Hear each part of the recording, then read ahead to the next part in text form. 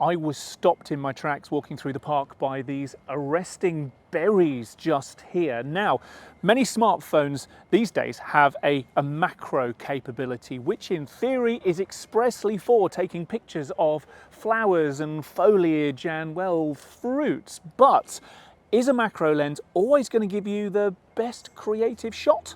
Let's find out.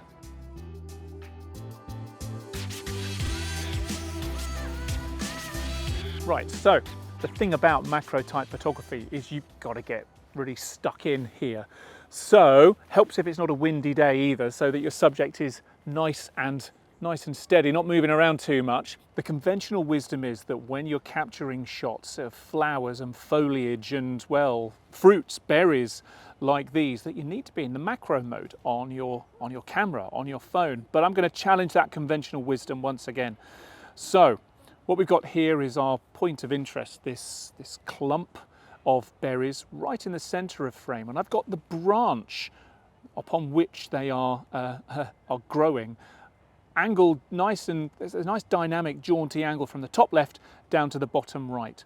Now the natural fall off, by which I mean what's in focus, what's out of focus, is quite dramatic here. That means that behind a certain point everything is out of focus, and also forward of a certain point everything is out of focus as well, yet I get to see the full extent of that branch, which means that my viewer's eyes are nicely focused on this clump of berries in the middle, and everything else is nice and out of focus, and that is without a macro lens. And that is a successful shot. Am I really close to the berries? Well, no, not quite, but have I got the berries in enough detail and the context, the branch? Yes, I absolutely do. Now, many phones come with different lenses. I've got a 2x zoom lens on this phone. Let's see what that gives me. And again, by keeping the subject right in the middle of the frame there, it seems nice and sharp. No problem keeping focus there. And again, I've got that fall off. I've got the background which is blurry and the foreground which is blurry. And again, compositionally, I've got this branch moving from one corner down to the other. That gives these berries some context, gives them a platform on which to live in this image. And then the other lens, again, very common, is this ultra wide. Let's just pop on that, usually like a 0.5 or something like that. This doesn't work. Everything pretty much is in focus here. It's a messy shot. I don't know what I'm due to be looking at. And even when I try and focus on the point of interest in the middle, it's unable to do that. So the ultra wide clearly doesn't work here. But what about the macro lens, I hear you ask? Well, let's go into that. Now, what that's done is almost kind of gone into this ultra wide mode, in as much as I need to get closer in order to get within 3 to 5 centimeters on this phone, it says, in order to get to my point of interest.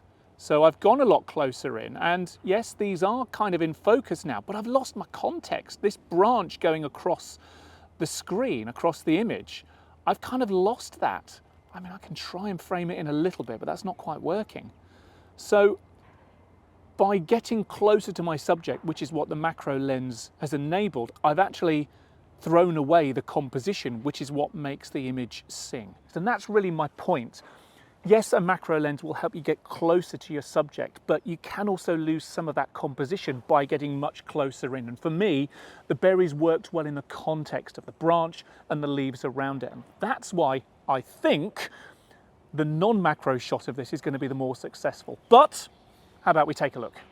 This is the shot that I took with the 1x default non-macro lens. And, well, compositionally what we've got here is the berries right in the middle of frame, nice and in focus. We've got the branch on which they sit going from the left down towards the bottom right. And even though this isn't a special lens, we've got a good chunk of fall off there. Again, the background is blurry, out of focus. The foreground where this branch moves to is also out of focus. So my eyes are drawn to the middle. Compositionally, it's good. The subject is sharp, and I'm pretty happy with this, I think it's fair to say. The ultra wide 0.5 zoom lens on the camera, not quite so successful. A few reasons for that. Because it's much wider, of course, we've let a lot more of the scene in, which is kind of interesting, but also kind of messy. And it means that my viewer's attention isn't drawn onto where I really want it to be. And the other thing that doesn't help with that is the focus. Everything is pretty much in focus here. And that, again, doesn't really help to draw my viewer's attention into the image. So no, this one is definitely a miss for me. Now, the macro lens that in theory is perfect for this kind of close-up shot, it's not an unsuccessful shot. I've been able to get nice and close, physically much closer to the berries on this branch. So that bit's good.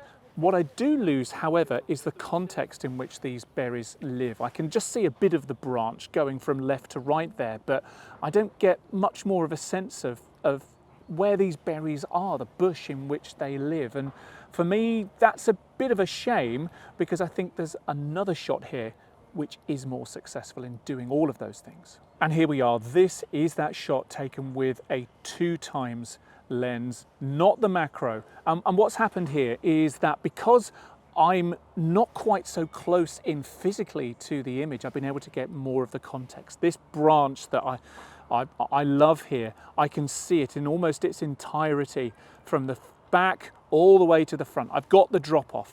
I've got beautifully lit here, I have to say. The berries right in the middle. They fill the frame.